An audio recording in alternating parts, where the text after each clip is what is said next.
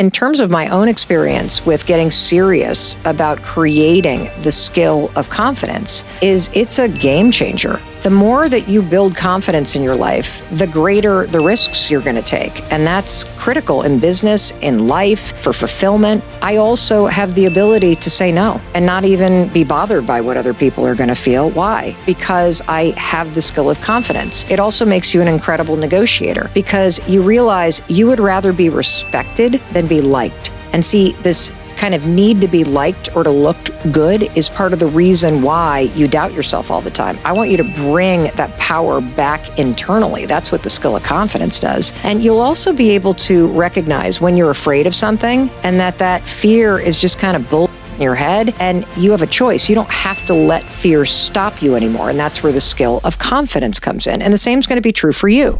Need motivation? You better watch a Top 10 with Believe Nation. Hey, it's Evan Carmichael, and I make these videos because in my first business, I struggled to stay afloat. I quit on my business partner, and the thing that kept me motivated, that kept me going, was studying the stories of famous, successful entrepreneurs. And in their stories, it gave me the hope, the drive, the ambition, the thinking that maybe I can do it too, that extra bit of belief. And I still need their stories today, and I'm honored to share them with you here as well. So today, let's learn from one of the best, Mel Robbins, and my take on her top 10 rules of success. Enjoy. I think it kind of begs the question. If confidence is something that we all want, why is it so hard to master? I'll tell you why. Because when it comes to the research around confidence, it is some of the most dry, boring. No offense to the confidence researchers and writers out there, but I'm talking if you have trouble sleeping, just print out a study about confidence. That'll put you into deep REM sleep. It's also confusing, and even Google isn't much of a help on this topic. If you search how to be confident, you know what the top results, one of them says? Be true to you. What the hell does that even mean? Be true to you. And honestly, be true to you, that is not what the research says. The problem and why it's hard for people to develop the skill of confidence is the research has not been boiled down into tactical information that you can apply to your day-to-day life. And that's where your friend Mel Robbins comes in. So here's your first assignment on today's podcast, because you know we're not just listening here. This is a doing podcast, and we're going to make this tactical and relevant immediately. Assignment number 1. Be selfish as you listen. I want you to listen a particular way. I want you to listen and think, what's in it for me? And so let me ask you a question to help you get really selfish. If you had more confidence, like I could go, and boom, you have more confidence than you've ever had in your entire life, how would your life be different? How would your future be different? Now, Heather has already shared that she has this awesome promotion, which she clearly earned. I mean, businesses don't just give those out as charity. If a business has promoted or hired you, they believe in your ability to execute. But now she's freaking out. She doesn't have the confidence. Now, when you think about confidence, how would more confidence help Heather's life be different? Well, confidence would allow Heather to step into that role, right? And she would be able to lose the self-doubt and the imposter syndrome and the panicking. And she'd be able to act like the leader that the organization promoted her to be, right? Without all the nervousness and crap going on in her head. What about you? Let's get selfish. What would more confidence allow you to do that you're not currently doing? Would you be able to say no? Would you be better with boundaries? Are there more risks you would take? Is there a conversation you've been avoiding with yourself or someone else? Would you be able to stand up for yourself, advocate more for yourself, ask for what you need? What about work? Would you be more visible? Would you speak up more? All of that you just envisioned, it's all within your reach. Rule number 2 is reset your mindset.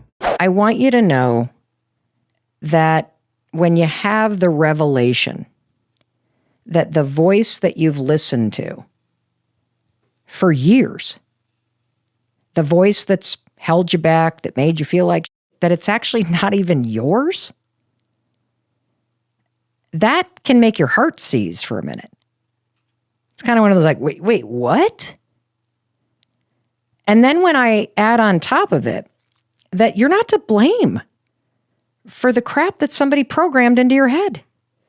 You were just a little person with 3 pounds of macaroni that was trying to absorb everything around it. And our brains love patterns, and it picks up on patterns of speaking. And that's what your brain did.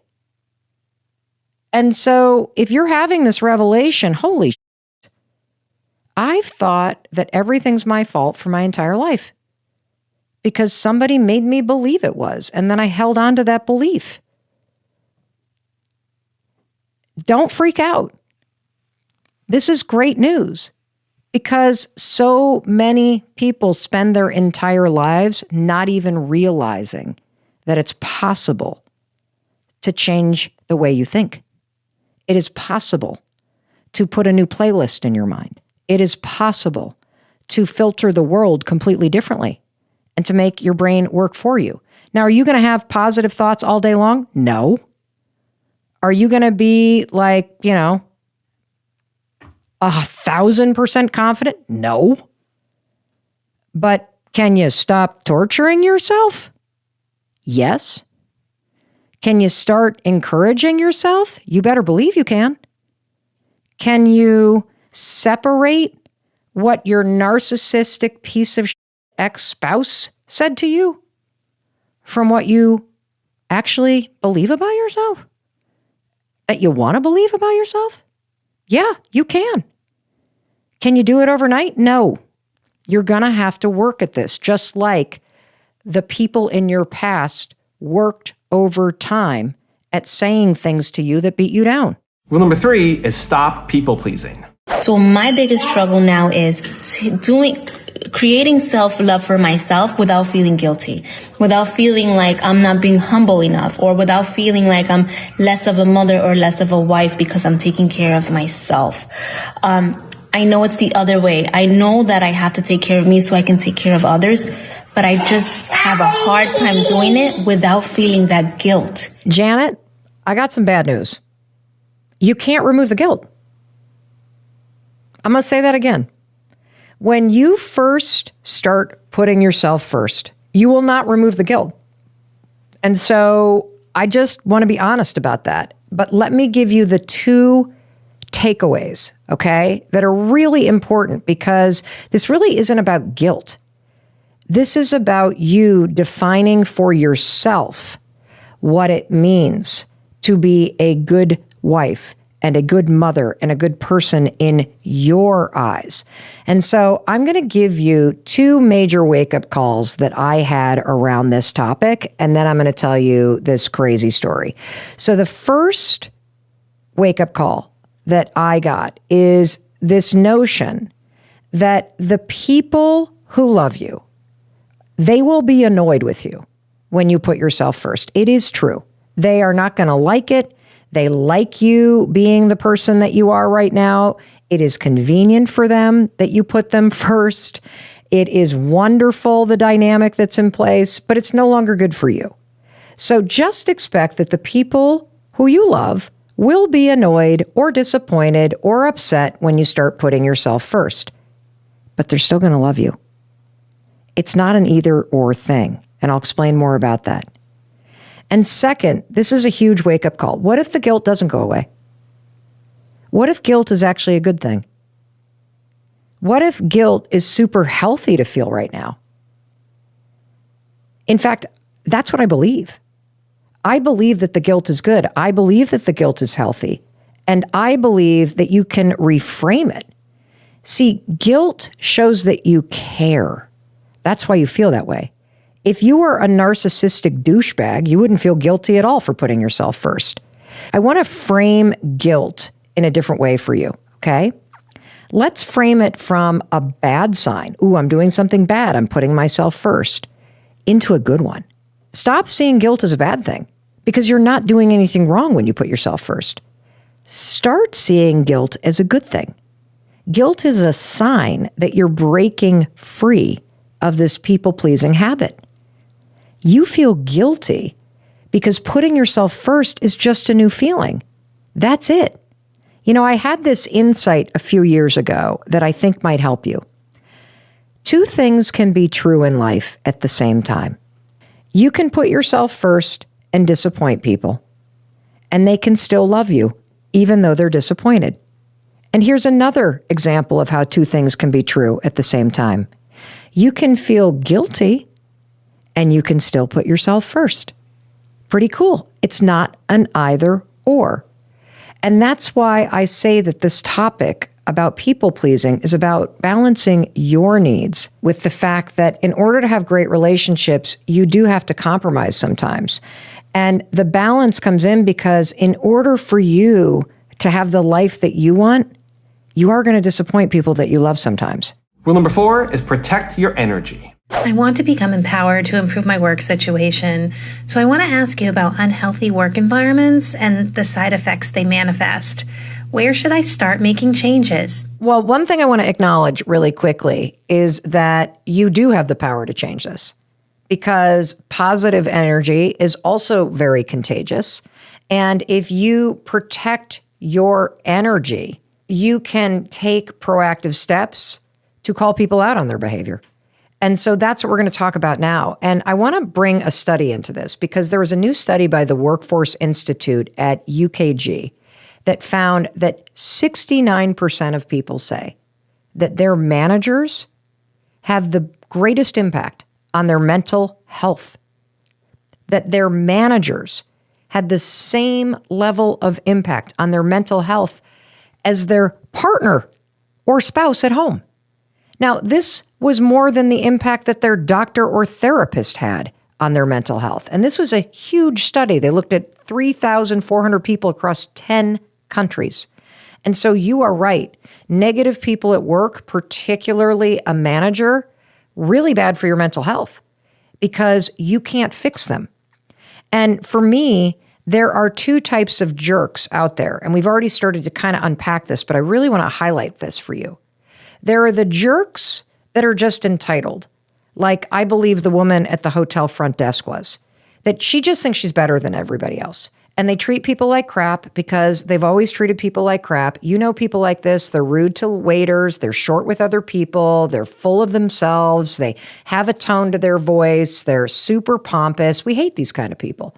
The kind of people that are rude for no reason other than because this is how they are and this is how they treat people. And I hate people like this. And you know what else I can't stand? I can't stand the fact that they tend to bully us, right? And we just give in. And it just perpetuates this. People get a better room because they're mean to the person at the front desk. The world should not work like this, but it drains our energy. That's why we give in. And so there's that type of jerk.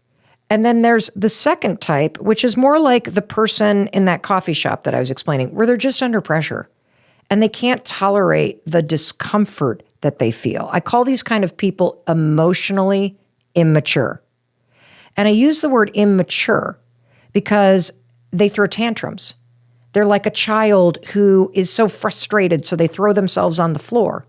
And they're immature because they do not have a mature or responsible way of tolerating emotional stress. And so in these situations at work, you have a couple choices. Number one, we've already talked about the snow globe. This one works like a charm because it gives you objectivity, allows you to visualize the tantrum, and it makes you feel a little bit better than the person, honestly. And so that's one thing. A second thing that you can do is you are allowed to call people out on this behavior. In the first question that we got, you heard the example of somebody getting a really rude email. There's nothing wrong with picking up the phone or walking down the hall and saying, hey, is something going on with you? Because I don't know if you know how the tone of this email comes across, but it doesn't feel good.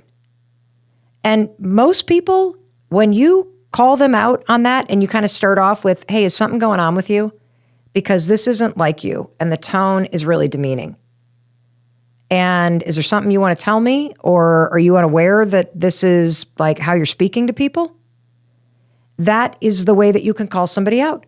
And obviously, if you have somebody that is engaging in this consistently, document it, go to HR, because you shouldn't be under a barrage of that kind of abusive language or demeaning language or that sort of like really unnecessary pressure. That's not why you're in your job. And so you can go to HR, but you can walk down the hall, you can pick up the phone, and you can say, I'm more than happy to help you with these things, but only if you speak to me in a respectful manner. And this is not respectful. And I'm sorry you're having a bad day, but don't take it out on me. My son actually used to say that to me, and so did my kids. They would literally go, I don't know what's going on at work, but don't take it out on me. I don't work with you. And so call the person out. And if you're not comfortable, start documenting it and then go to HR and try to get some help with it. Also, to make sure you're actually taking action after watching this video, I've designed a special free worksheet just for this video. The worksheet will highlight all of the lessons learned in this video, as well as pull out our 3 favorite learnings and quotes that will inspire you to actually do something. The worksheet will also give you space to write down what your key takeaways are and your specific plan of action to make sure you're getting results. If you want the worksheet designed specifically for this video, absolutely for free, there's a link in the description below. Go click on it and start building the momentum in your life and your business. I'll see you there. Rule number 5 is develop good habits. One of the best places to start is by adding a simple habit to your morning routine or your evening routine, which is to write down 5 things that you want. They can be small, they can be big, anything. So let me see if I can get the 3 steps to developing synchronicity as a superpower in your life. Number 1, you have to supercharge your attention about what you want. And if you don't know what you want, start writing 5 dreams down every damn day. And if you want help with that, go to melrobbins.com/dreambig. We've got a sheet that thousands of you have already downloaded that'll walk you through how to do this. Make this a practice, because this all begins with what's inside your mind, inside your heart. And so you got to get serious about putting your attention on what you want instead of bitching about the things that you don't have or the way that things are. So superpowering your attention is step number 1 for developing synchronicity in your life, correct? Yep. Okay, great. So step number 2, Professor Myers, if I'm getting this, is opening up your heart to those moments where now that you have supercharged your attention and said, I want that damn Gucci handbag. I don't care that it's sold out. I don't care that this, or I want friends. I need more friends in my life. I'm lonely. So you supercharge your attention to what you want. And then you got to be open to in the beginning, coincidences that you could easily be like, that's the way that my phone listens to me and it's serving up ads, or, oh, that person's just reaching out because they want something. You got to get rid of your negative filter on what's happening around you, and you got to wake the hell up and realize that all around you, Dr. Myers is here to profess people. He has researched this. All around you are magical connections, and it's connected to what you want inside you.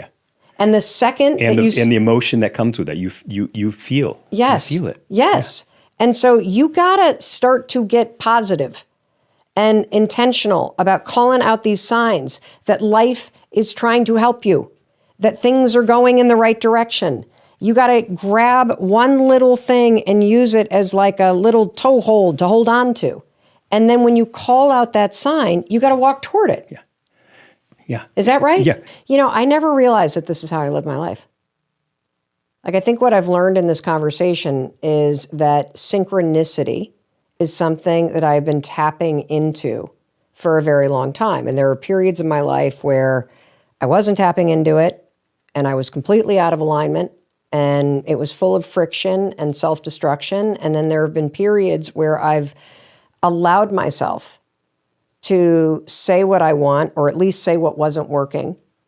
And I allowed myself to start to believe in the signs that would be presented. And having done a tremendous amount of research about the reticular activity system and the filter in our brains and how you can change your mind and how your mind can help you, I really hope that as you're listening to this conversation, yes, I'm talking to you, that you will open your heart and your mind to this because it's very real. I mean, they wouldn't be giving the Nobel Prize to somebody doing quantum entanglement if two particles a light year away could not impact one another. And I want you to realize the power of your thoughts and you to realize that the world is trying to help you, that you are meant to live in alignment, that synchronicity is not only possible, it's something that you're wired to do. And you can start today. Rule number 6 is create an alter ego. The study suggests that when you use an alter ego or you create a vision of the future you, the person you want to become, it gives you distance from the scaredy cat you who's never done this thing before. So ask yourself, you know what I always ask myself? I go, well, what would The Rock do in this situation? I just love Dwayne Johnson, The Rock. I constantly use him as my avatar when it comes to confidence. What would The Rock do in this moment? And I always get an answer, and it feels less personal. Because you and I are friends, you can use The Rock, you can use me. What would Mel do if you're feeling unsure and you want to tap into the confidence that you kind of pick up on from me? And this also taps into an entire body of research that I talk about a lot on the Mel Robbins podcast, which is behavioral activation therapy.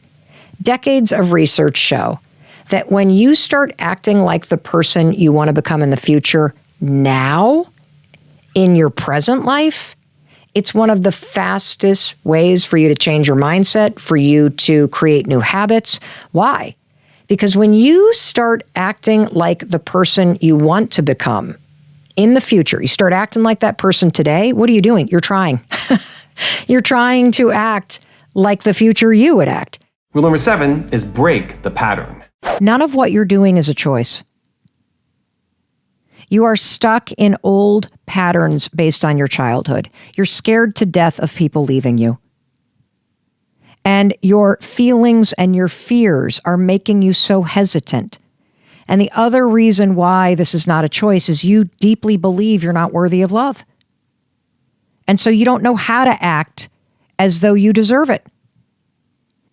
And so if you want to, quote, be me, use me as an avatar. And when you start to get those feelings coming up in your body, like, I can't do this, just be like, what the f would Mel say? Because I'm not right or wrong. And this is your life, Brooke, so you got to decide what's right for you. But I will tell you, if you stay in that feeling, emotional space of, I can't do this, I don't know what to say,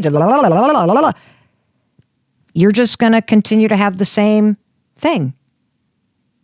But if you want something different, you got to show up and act in a different way. Rule number 8 is learn to manage your anxiety. My personal experience is that I think it took me decades to heal because I became so good at talking about my anxiety and intellectualizing my anxiety and talking about what happened to me and how it made me feel.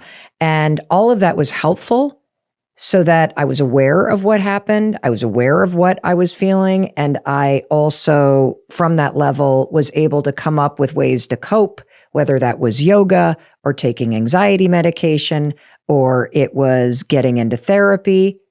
But I wasn't doing the work to truly heal the root cause of the anxiety. And it wasn't until I stopped talking about it and I got below the neck and started dealing with the uncomfortable feelings and the stored memories in my nervous system, which is very different than talking about how you feel. Mm-hmm.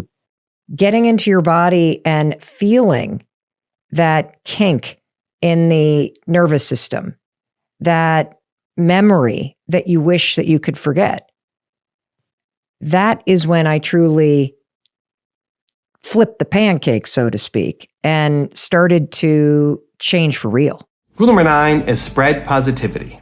One act of kindness from one person can change somebody's entire life. And you have that power. And so I want you to think as you head into your day about the image of blowing bubbles. You know when a kid is blowing bubbles and the bubbles catch the sunlight and they float around and they fly away? It feels so good, doesn't it?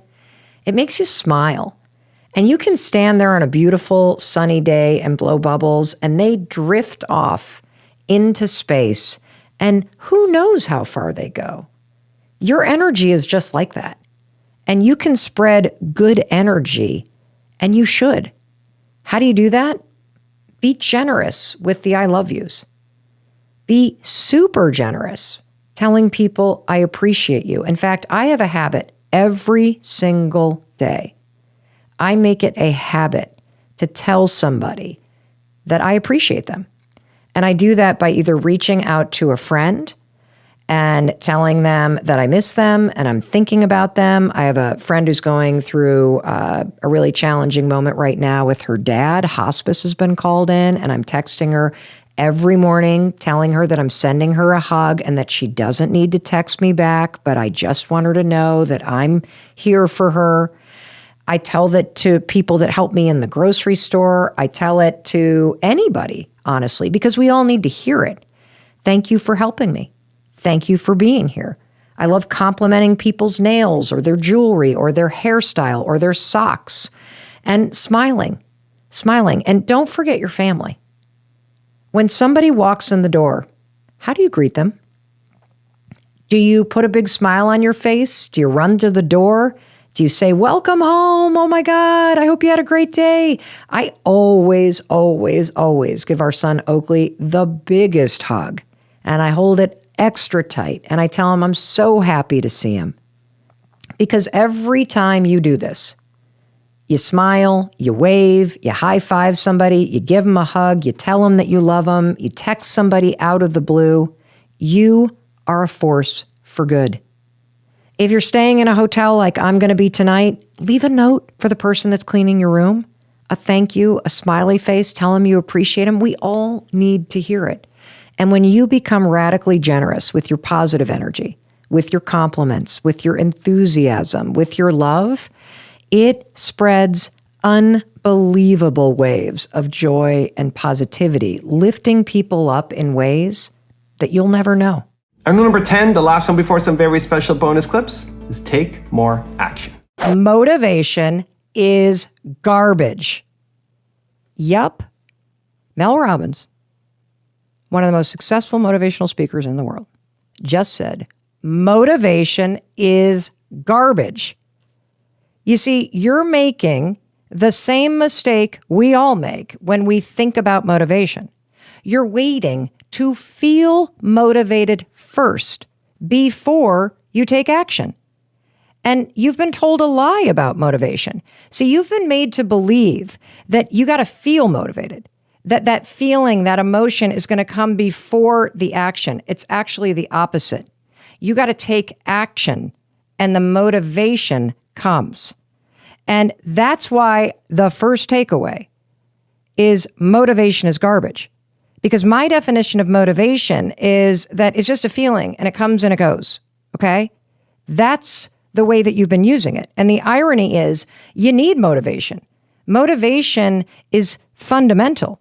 You need this desire to move in order to finish a project. You got to have motivation to get out of bed, to move off the couch, to head to that networking meeting. And I know that you felt motivated before. You felt motivated when you're on a team and lots of people are yelling at you. You felt motivated when you need to pay your bills. But the truth is, when you're alone and you got something that you need to do that's hard or that's, I don't know, going to require some effort or that scares you a little bit or it's going to put you out there, guess what's not going to be there? Motivation. You're going to come up with every excuse in the book why you shouldn't make your calls, why you shouldn't go to the gym, why you don't feel like going out of bed. And that's because if you rely on the feeling of motivation first, you're waiting for something that's never going to come. That's why you've spent years thinking about what you need to do instead of just doing what you need to do. Waiting for motivation is a trap because you're never going to feel like doing the things you need to do to create a better life, period. It's very easy to see where you doubt yourself, but it's super hard to come up with the alternative thought that you're going to substitute. Well, the reason why it's hard is because you actually believe these thoughts. And these thoughts have become patterns, and they've become habits, and they've become so prevalent in your life that they're almost like the co-host of your life. If you think about it, you are the star of your life. But if the supporting actor is a limiting belief that constantly tells you that you're not good enough, or that you're not worthy, or that you'll never succeed, then it's no wonder that you believe it, because the co-star of your life is your limiting beliefs. And so it's not easy to change your limiting beliefs, but it is simple. And it begins with you identifying them and then substituting them. So the most, effective way of beginning the process of teaching yourself how to identify a limiting belief and then come up with your own substitute positive belief as a way to change the negative pattern in your mind is to use the power of objectivity. So write down all your limiting beliefs. And I'm going to go through this in detail in just a second. Write down all your limiting beliefs. I'm not worthy. I'm not good enough. Nothing works out for me. Nobody's going to love me. Whatever the it is that you think that's bringing you down. And then you can ask yourself this. What would Mel say? If Mel were sitting here across from me, what would Mel say? Another thing you can do, you can write the opposite of what you're thinking. I love my morning routine so much, I call it the $1 million morning, because it is, in fact, the morning routine that makes me feel like $1 million. It gives me laser focus. It helps me make progress. And it is the structure and foundation upon which I chip away at my goals and I stay consistent, and I have built the business and continue to build the business that I have built. That life that you envision, you're capable of achieving it. You can do the work to make that version of yourself a reality, but it's not going to happen out of thin air. You gotta put in the work. And I personally believe that work begins first thing in the morning. That every single morning you can wake up and experience a clean slate. You can wake up and you can create a morning routine. Not that the you right now likes, but the morning routine that the future you needs. And the bottom line is, whether you consider yourself to be a morning person or not, a morning routine is essential. A morning routine is like the first domino.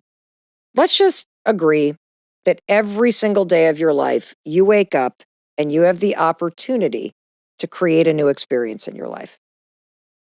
And that first series of decisions that you make, which are basically your morning routine, it's like the beginning domino that falls.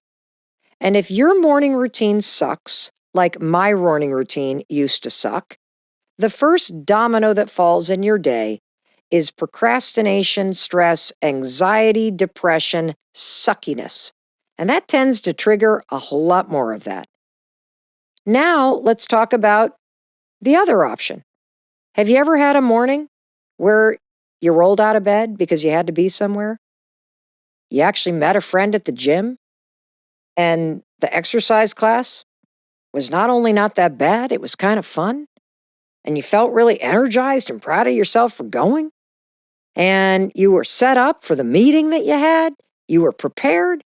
What's it like when that domino falls? It feels good, doesn't it? It makes you feel confident and alive and proud of yourself. It kind of creates this energy and this motion in your life. And that brings me to a simple statement. The solution to almost all the problems in your life is your morning routine.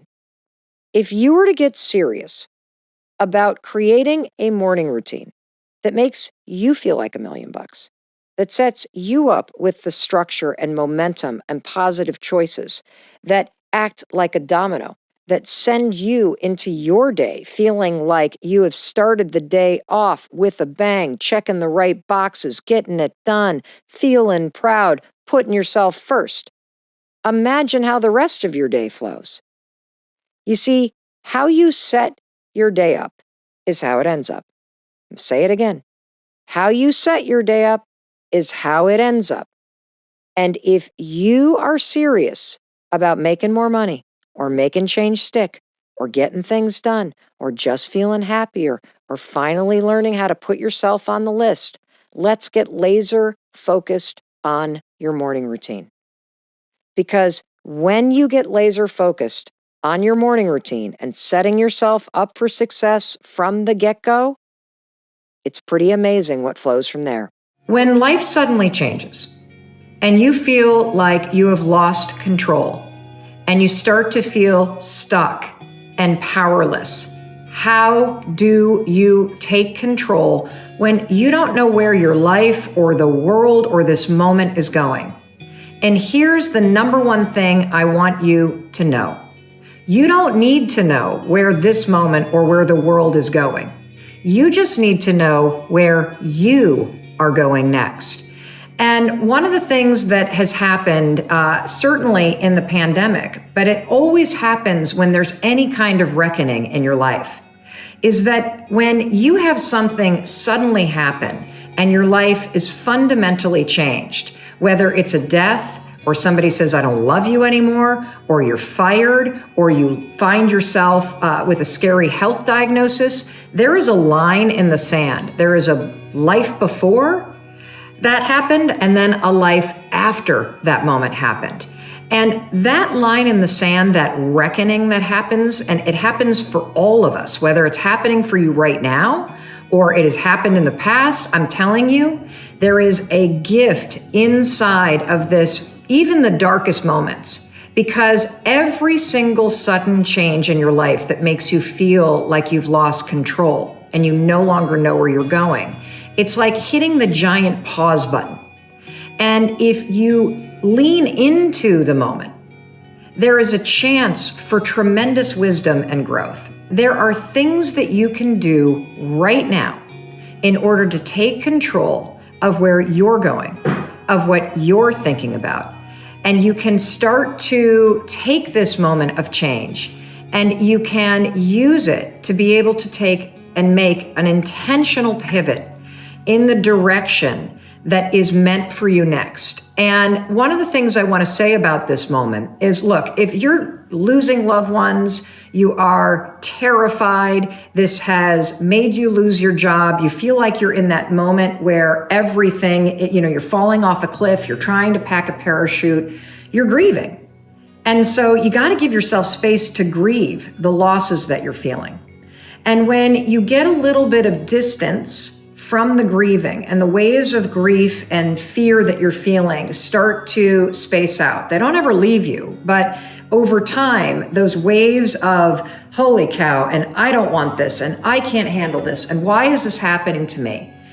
Time will start to lessen those waves. You will gather your feet underneath you again, and you will absolutely be stronger and be a better version of yourself based on this incredible challenge that you're facing. And I can say that even though you may be facing a tough time, because if you think about your life, you've faced extraordinary challenges, and there hasn't been a single one that hasn't made you a better and stronger version of yourself. And this moment will be no different. So I want you to understand that when you get out of the cycle of grief, this is an enormous reckoning, an enormous opportunity for you to hit the pause button and for you to start to ask yourself the question, what do I want my life to look like? Because I think too many of us are sitting here going, I can't wait for my life to get back to normal. I can't wait for this to end. I can't wait to things to go back to normal. And in any moment of reckoning, what happens is there's actually parts of your old life that you don't want to go back to.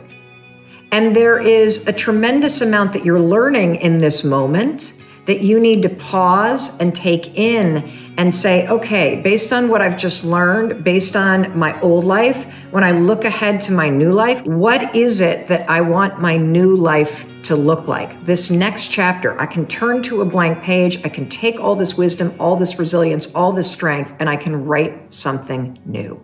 That's what I want you to know. You don't need to know where the world or where everything is headed. You just need to know where you're going to head next. I woke up this morning and I was feeling really anxious. And what that means for me is the second that I wake up, my heart is racing and I start feeling like something's wrong. And I know this feeling because I've had anxiety for decades. It doesn't come around that much anymore, but when it does, it takes me right back. So I wanted to just grab the phone and show you what I do when I wake up feeling anxious. First of all, rule number 1, do not, under any circumstances, lay in bed if you wake up and you feel anxious about something. You have got to use the 5-second rule, 5, 4, 3, 2, 1. Get up, get out of bed, get moving, because if you can get up, you can get going. If you can get going, you can get dressed. If you can get dressed, you can move your body. If you can move your body, you can then move your emotions. If you can move your emotions, you can then move your mind. If you can move your mind, you can move your mood. So one thing leads to another. Number 1, get up. We all procrastinate. We avoid the things that we know that we need to do, and then we spend the rest of the day beating ourselves up. It's amazing. Actually, it sucks, doesn't it? So how do you stop procrastinating? Oh, simple. Just nail yourself to a chair. That's what you do. You tell yourself no booze until you get it done. That works. No, it doesn't. The reason why these things don't work is because most of us don't even understand what procrastination is. I know I certainly didn't. The reason why you procrastinate is not why you think. Procrastination has nothing to do with work. Procrastination is a stress reliever. That's right. It's a tool that you use to give yourself relief from stress that you feel. And the stress that you may be feeling right now might be stressed about money. You might be stressed about your health. Maybe you're stressed about something going on at work or about a relationship that you're in. And the way that this relates to procrastination is you're stressed out, you got work you know you need to do, but instead of doing it, you go online or you watch the highlights of last night's game, or you waste an hour looking at Facebook. And when you do that, when you avoid work, it makes you feel good, but just for a minute. See, this is where we get procrastination all wrong. A lot of people think procrastination is about willpower. It means that you're lazy. It has nothing to do with that. It's all about your stress. That's why your work ethic or discipline, that's not going to solve this either. The key to stopping procrastination, number 1, is understanding what it is. It's a way that you deal with stress. And number 2, it's about 5-second decisions that stop the cycle of procrastinating. Because when you change your decisions, you're going to change everything. And here's how you're going to use the 5-second rule to do it. When you catch yourself procrastinating, or you feel yourself starting to avoid what you need to do, use the rule. 5, 4, 3, 2, 1, activate your prefrontal cortex, and then acknowledge. Acknowledge that you feel stressed out. That's the first piece. Then you're going to use the 5-second rule to just get started. That's it, for 5 minutes. That's all I'm asking. Force yourself. I'm stressed out. I get it, but I'm going to work for 5 minutes. 5, 4, 3, 2, 1, sit down and get started. After you've worked for 5 minutes, give yourself a break. Watch all the cat videos you want. I don't really care.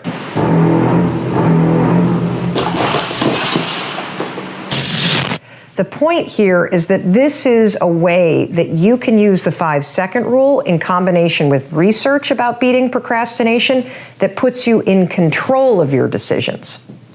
Stacy found that when she used the 5-second rule to improve her relationship with herself, there was an amazing result. She stopped procrastinating. In her words, your rule has helped me grow in ways I never thought possible. I no longer procrastinate on anything.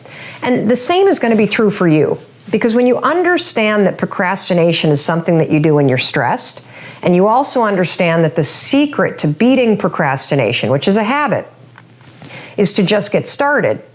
Now you can use the 5-second rule to leverage all the research that will help you end the habit of procrastinating once and for all. Everybody is capable of change, period. You and I have seen too much evidence of it that you could try to argue to Tom and to Mel Robbins that this person is beyond change. It is complete bullshit. I think everybody is capable of change unless you have some sort of incredible psychosis or diagnosed something or another that makes it neurologically incapable. Everybody's capable of change. And so the importance of what you're doing cannot be understated because our brains are organized to spot evidence that matches our belief system. That's the way the RES works. And until you start to interrupt the story that you're telling yourself, you're going to continue to feel stuck. You're going to continue to see those thoughts. And the kind of content that you're putting out is hugely important because the other thing that interrupts the RES is representation. If you see somebody that looks like you, or you see somebody like me that was facing bankruptcy 14 years ago and have liens on my house, and you see somebody else that faced the that you feel overcome by, it's proof that you can do it too. Why are habits awesome? I'll tell you why habits are awesome. Because when a behavior becomes automatic, there's zero drama in your life. It's just so much easier. Like, I'll give you my husband. The man is Mr. Habit. He just rolls out of bed like nothing's happened. He gets up, he gets dressed, he meditates, he goes to the gym, he walks the dog, he journals. He does it automatically. No drama. There are certainly areas in my life where I would love to be less dramatic, less emotional, less resistant to the things that I want to do. I'd love to just sort of roll through it like my husband does. And so let's not just make this like a conversation. Let's move from listening to doing. If I could take a science-backed magic wand and I could remove all the resistance that you feel in your body, what is one behavior change that you would like to make? One new habit, or, sometimes it's easier to say, what's a bad habit you'd like to break? Do you chew your nails? Do you hit the snooze button 5 times? Said in the positive, what's a new habit you'd like to create? Would you like to exercise every day? Do you want to get your finances in order and be more responsible with money? I'm going to give you a few examples, okay? Would you love to be the kind of person where part of your routine is to get outside and exercise every day?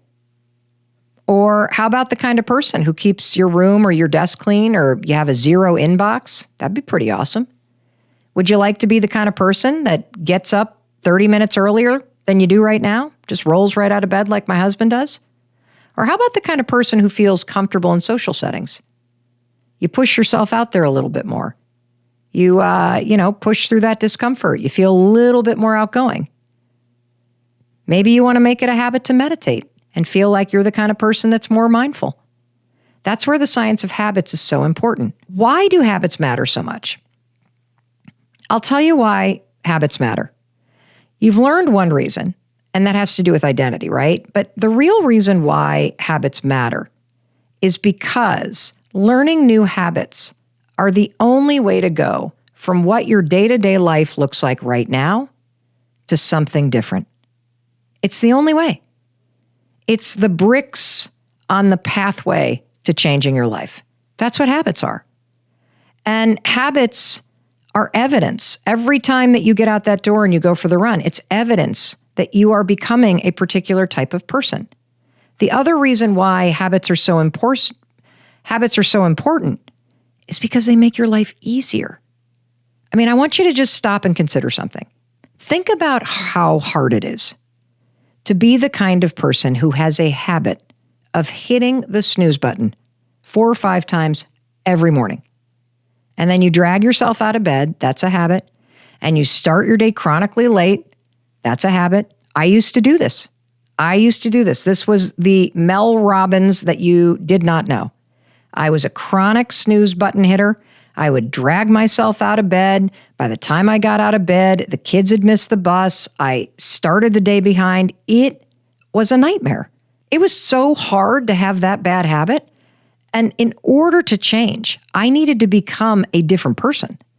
I needed to become a person that got up when the alarm rang, that had a morning routine, and that organized my morning so that I would begin the day with a sense of accomplishment. That's what I wanted.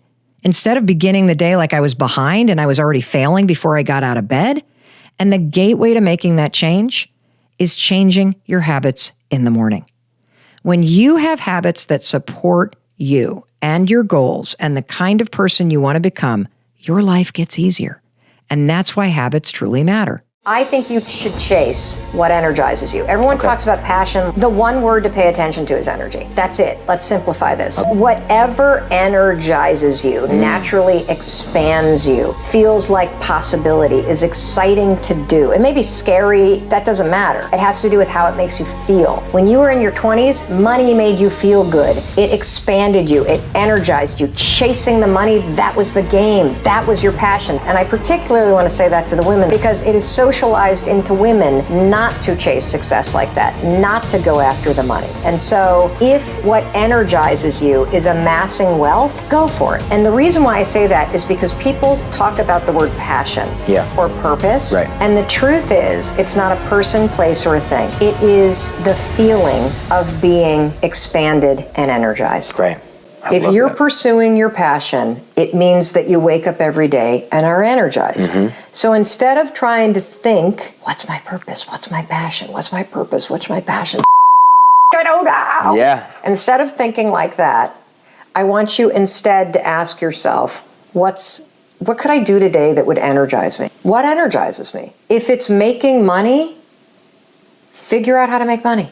Right. If it is making a difference, figure out how to make a difference. It could be in any single shape or form, but if it energizes you, that's what you need to follow. And what happens is that passion also, because it's energy, it dissipates over time.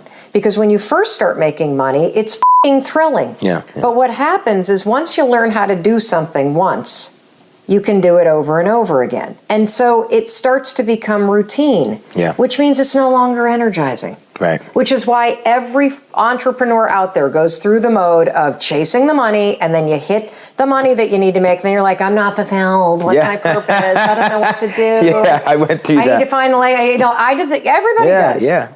And it's because you were energized by the money, and now you're not. Yeah. Now you got to be energized by the next thing. Yeah. And for you, it's clearly service. It's clearly making a difference. It's empowering others. And so when I look back on my trajectory, the thing that energizes me is making people feel like they matter.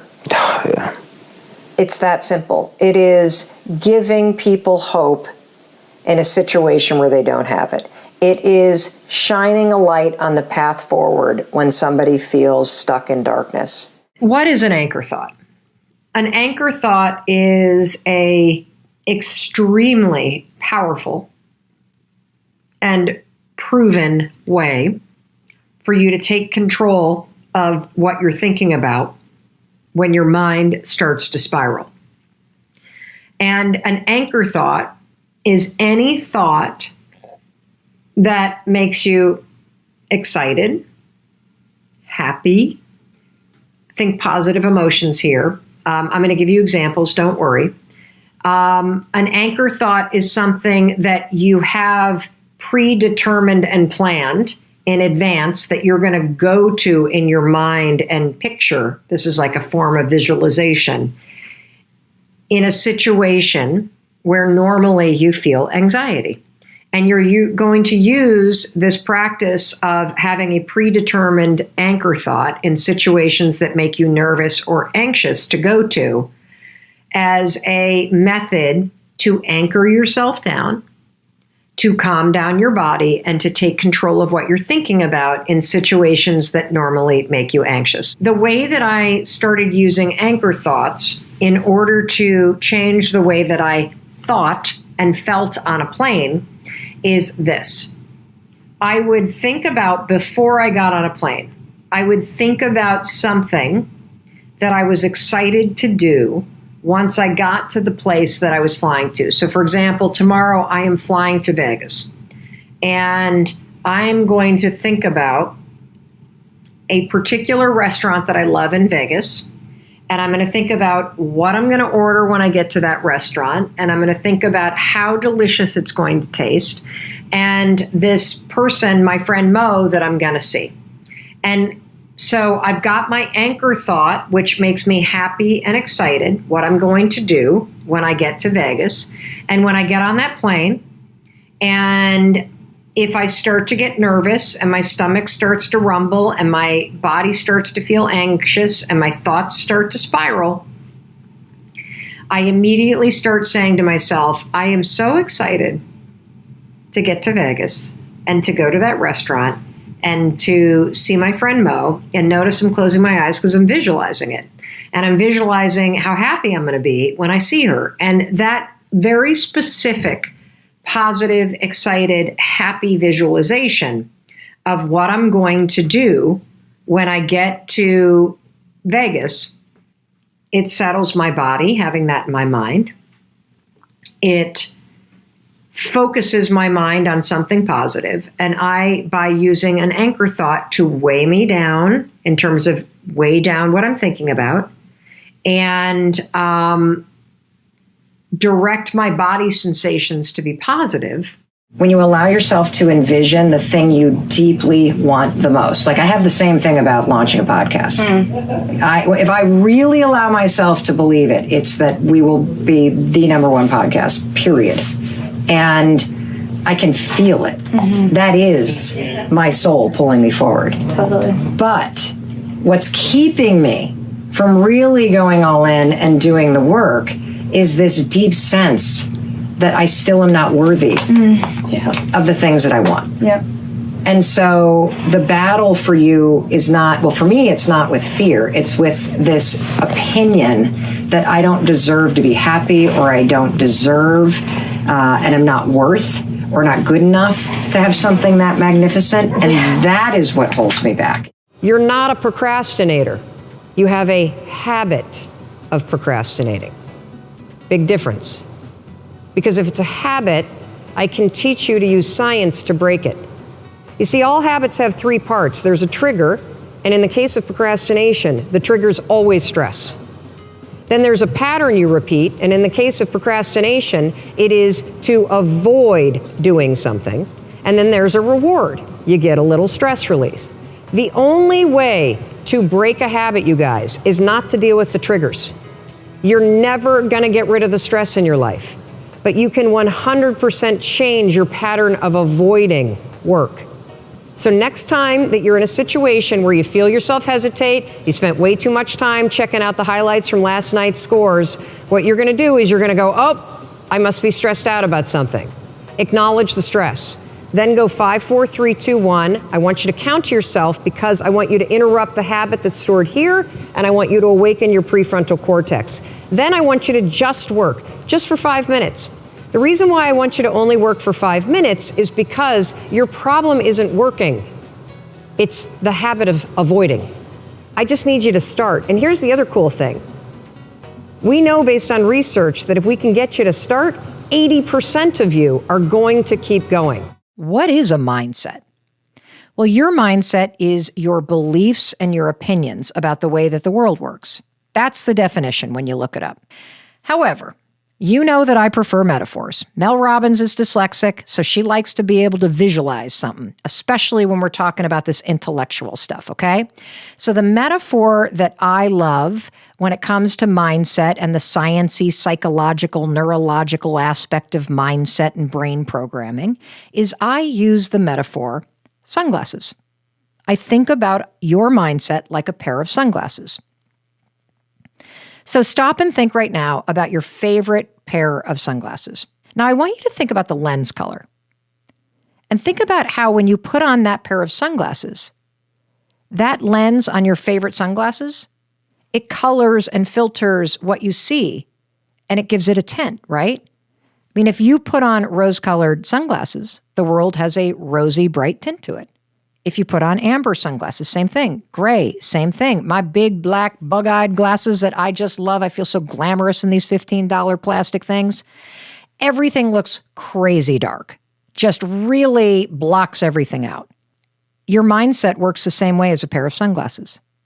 Let's go back to the written definition of your mindset. Your mindset is made up of your beliefs and your opinions.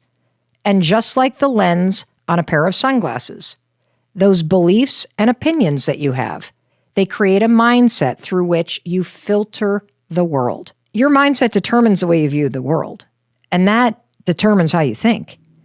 So I want to do a gut check right now with you. If you had to tell the truth, or actually, let's make this really accurate. If your best friend had to describe the color of the sunglasses that you wear, would they say that you're more on the lane of the dark, bug-eyed plastic glasses that just skewed everything like it was midnight? Or are you more on the range of everything's rosy? You're always positive. You are always upbeat. You see beauty where most people see nothing. Do a quick gut check with yourself because your mindset is critical.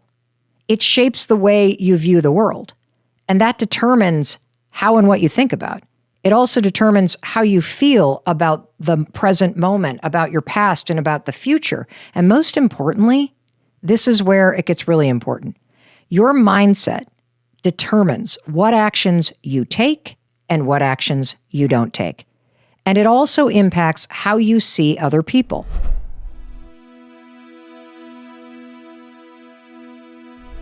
Because you made it this far in the video, I want to celebrate you. Most people start and don't finish. Most people never actually follow through. Most people say they want something, but they don't ever do the work to actually get it. But you are different. You are special. Believe Nation, you made it here all the way to the end, and I love you. So as a special celebration, if you put a hashtag believe down in the comments below on this video, I will showcase you and celebrate you somewhere on the screen in a future video because you are awesome. For 10 more amazing rules from Marie Forleo, check the video right there next to me. I think you'll love it. Continue to believe, and I'll see you there. Do you ever feel like there might be some kind of hidden limiting belief inside your head or your heart? Maybe even a fear of success? I mean, I don't know. Maybe you're afraid that you're actually not good enough.